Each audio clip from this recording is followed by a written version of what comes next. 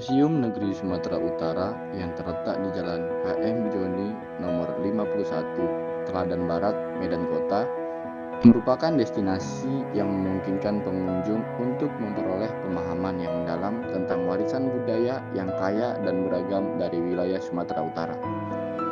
Museum ini memiliki koleksi yang beragam, seperti artefak arkeologi, benda etnografi, seni rupa, dan sejarah alam.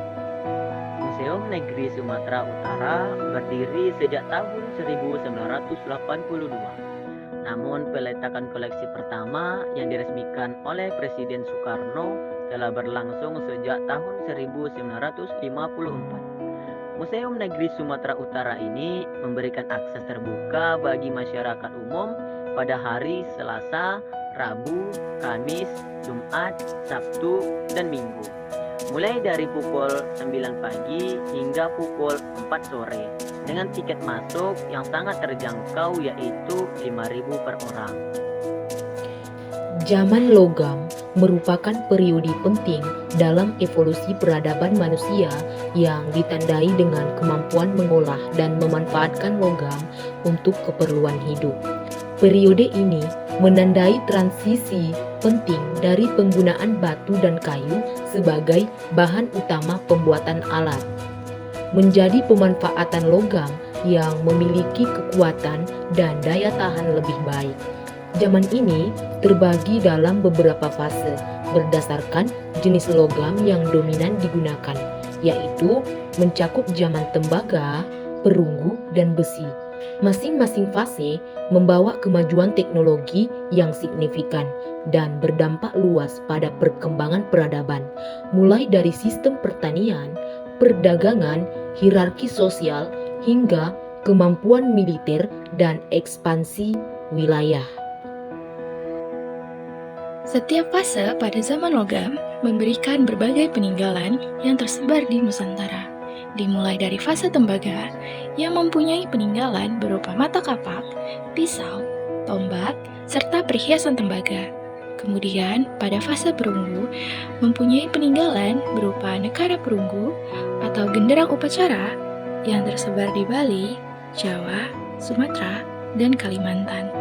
Dan yang terakhir, pada fase besi terdapat peninggalan berupa keris, mata kapak besi, arit, pisau, senjata perang, peralatan pertanian, dan teknik pembuatan pamor atau hiasan logam.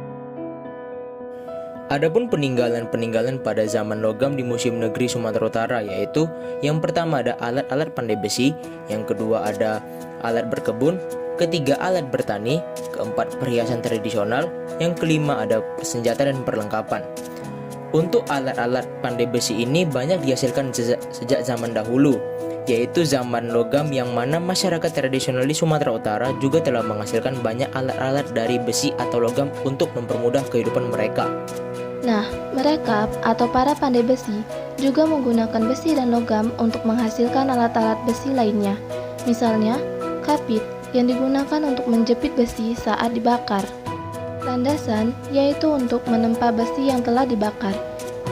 Lalu ada sekop untuk memasukkan dan mengeluarkan arang dari pembakaran besi. Lalu ada penarik arang, kemudian ada pelubang besi, dan yang terakhir yaitu puputan atau yang digunakan untuk mengendalikan nyala api saat bekerja.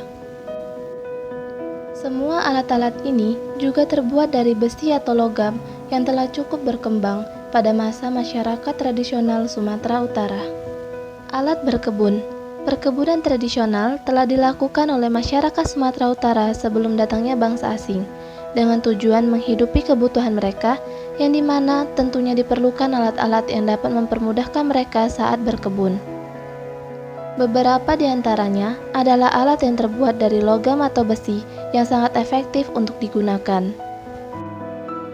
Misalnya fuyu, yaitu alat yang digunakan untuk menghasilkan api dan membakar lahan untuk membuka lahan baru oleh etnis Nias.